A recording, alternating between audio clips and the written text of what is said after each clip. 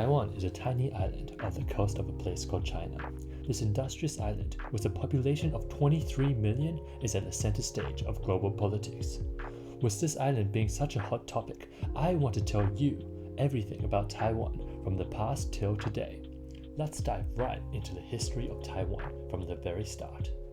Around 10,000 years ago, the island of Taiwan separated from the Asian mainland, and probably around 6,000 years ago, Taiwan was settled by its first indigenous people, farmers from what is nowadays Southeast China.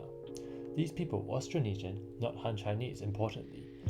Fun fact, the Austronesians in Taiwan would later migrate out everywhere, and nowadays, the Indonesians, Filipinos, Malays, Torres Strait Islanders, and even Maori peoples all trace their ancestry back to these Taiwanese people.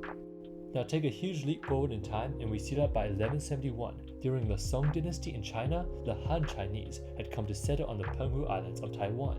We know this because records indicate that the Han settlers there were plundered by bandits from mainland Taiwan. Due to these bandits, the Song Dynasty would send regular patrols to Penghu.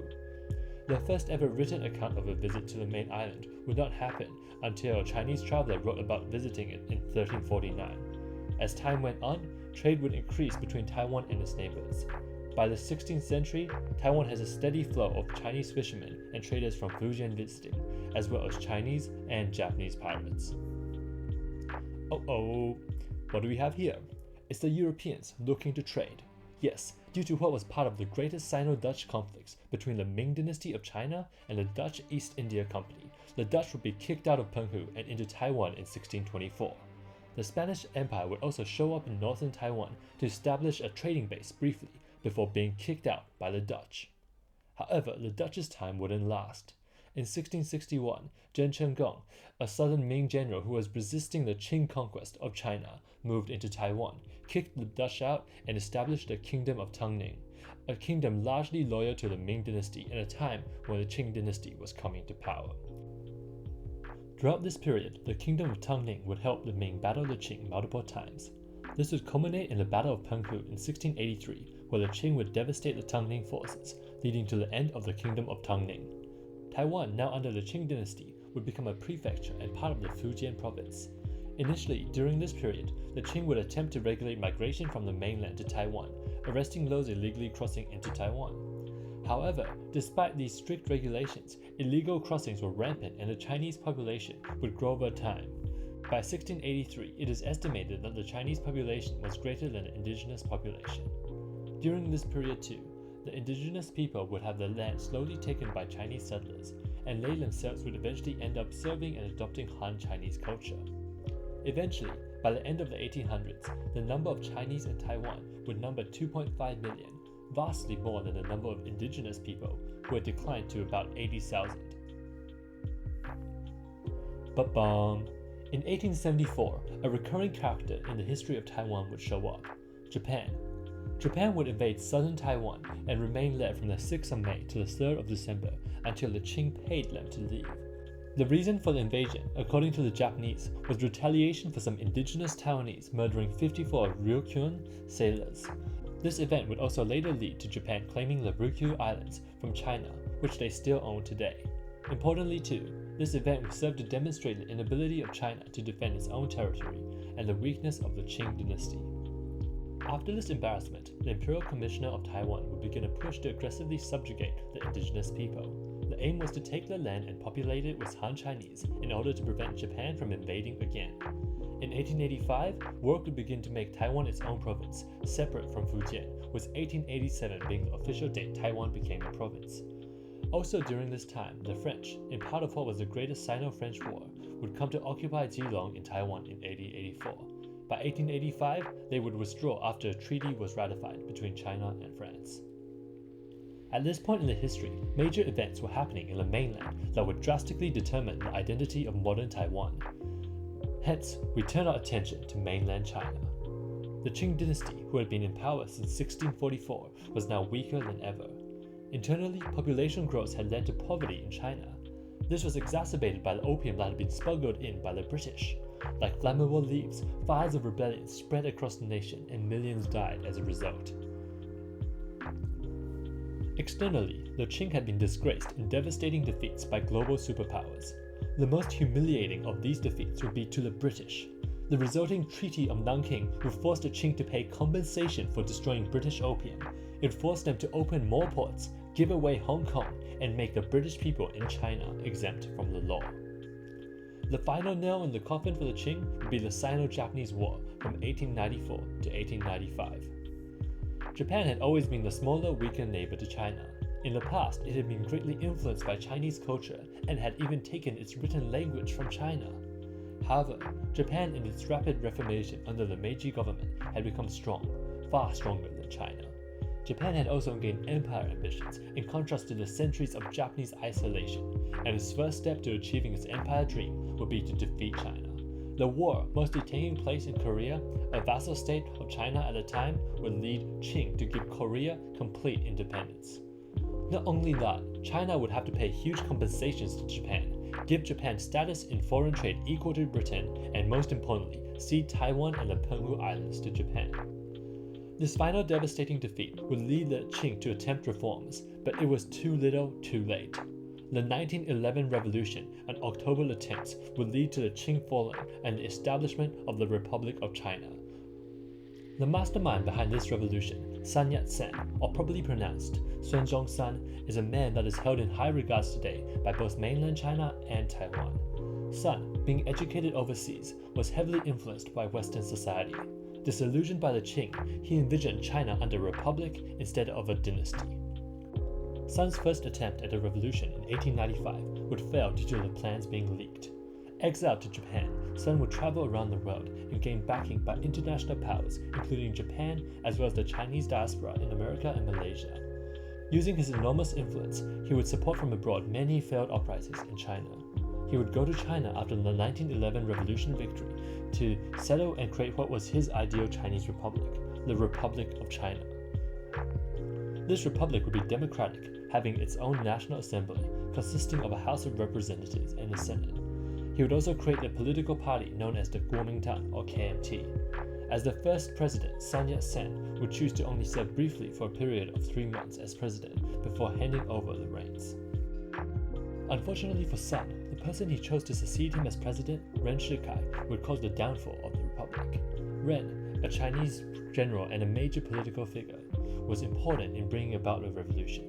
However, he also had dictator aspirations.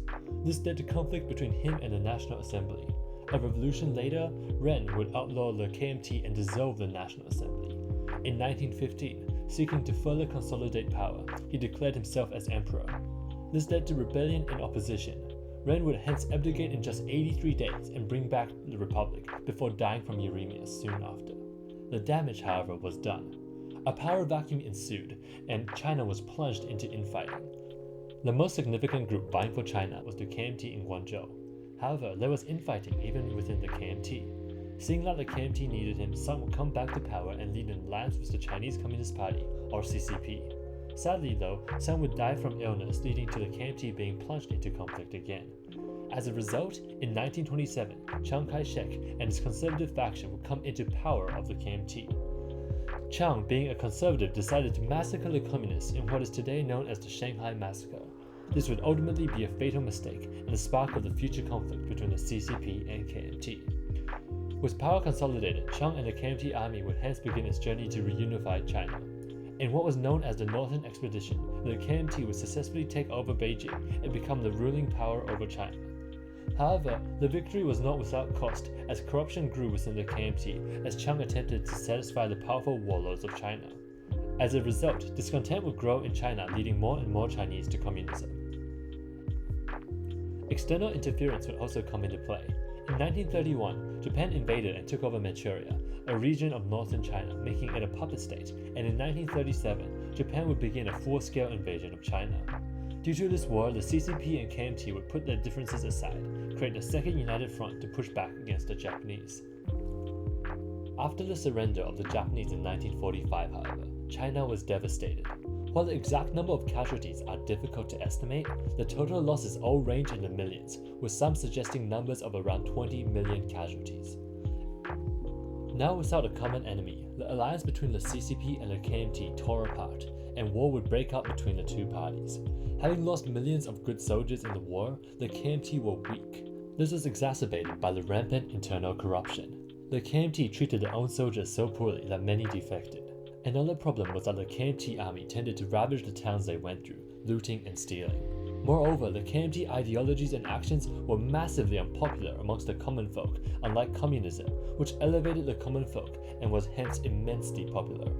As a result, the CCP, with the help of the Soviets, would push the KMT out of mainland China and into Taiwan. 2 million Chinese would also flee to Taiwan during this time. While all this was happening in the mainland, Taiwan was also undergoing a huge period of change under Japanese rule starting from 1895. Initially met with resistance, the Taiwanese would stage rebellions against the Japanese, leading to thousands dying. The most famous and last result would be the Trapani Uprising in 1915, led by a cult leader. Ultimately, the Taiwanese would gradually get used to their new overlords.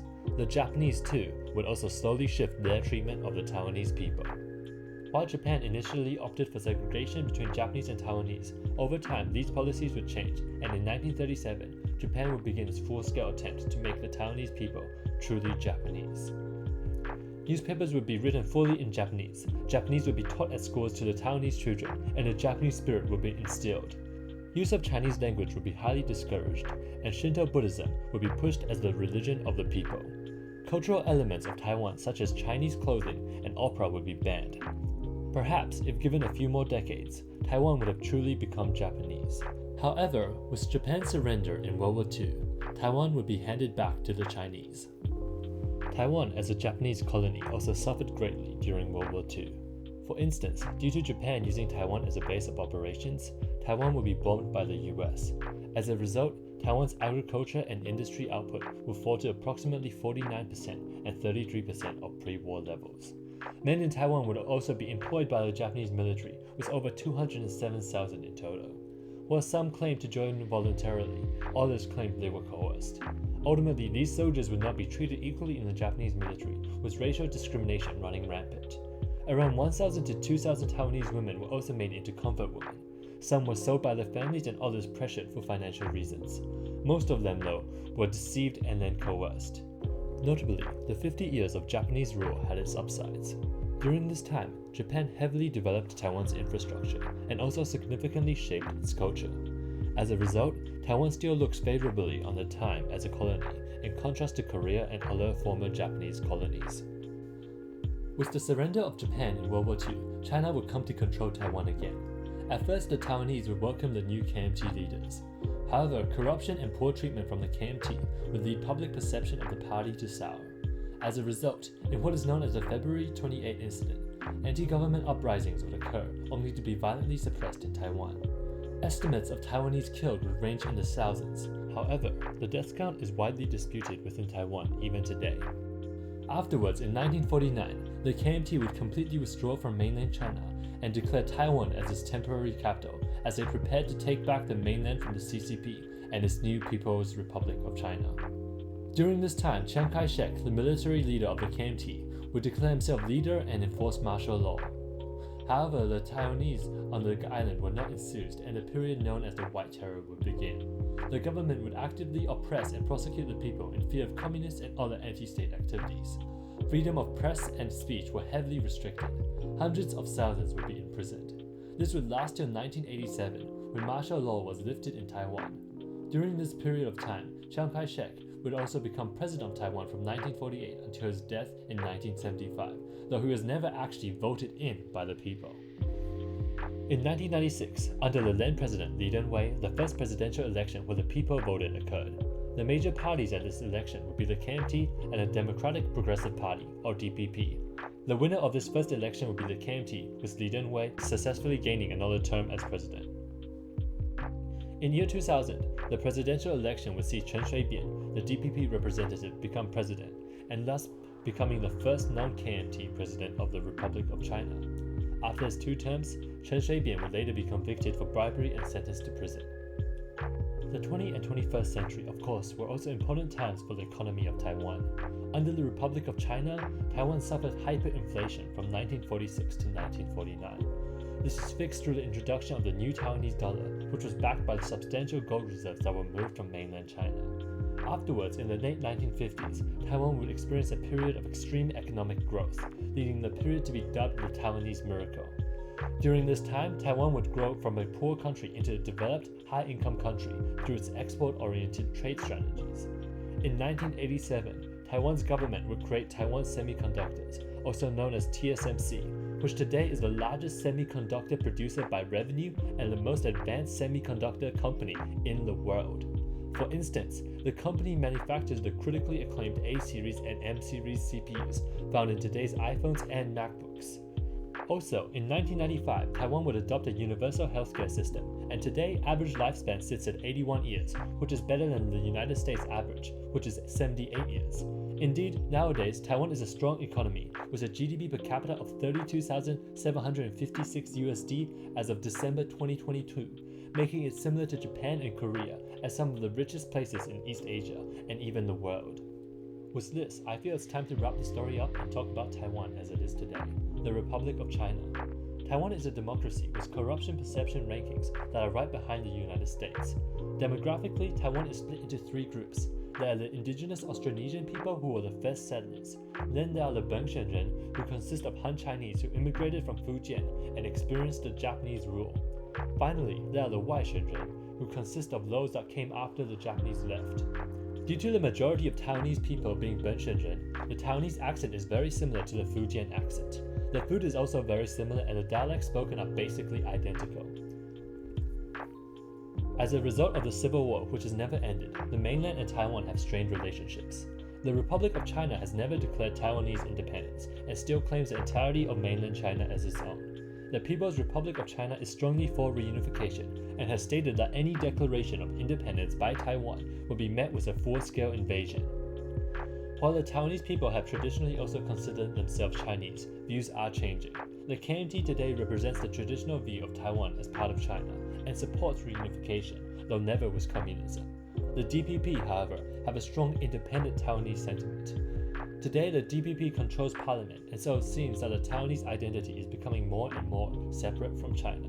This perhaps makes sense, considering that Taiwan historically has never been truly well integrated into China, even once being Japanese controlled.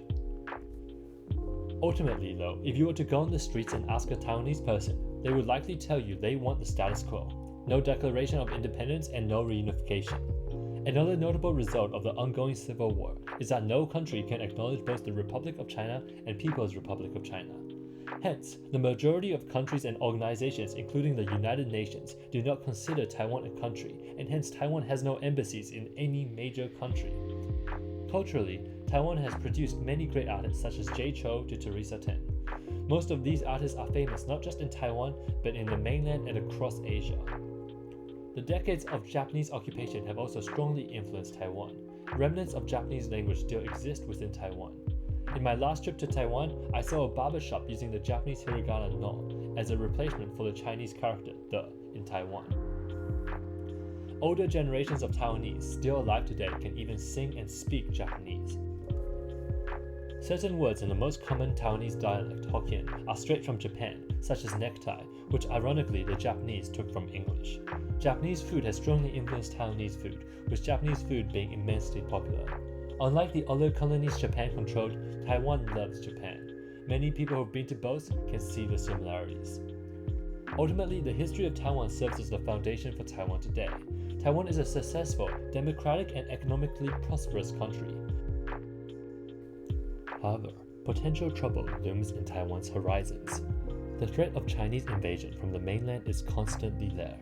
Like Korea and Japan, Taiwan suffers from an aging population problem driven by low birth rates. Today, Taiwan is a part of China, yet not the communist China most people imagine. Anyways, hope you enjoyed this video, and if you did, consider leaving a like and subscribe. I really want to make this channel something cool. Thanks for watching.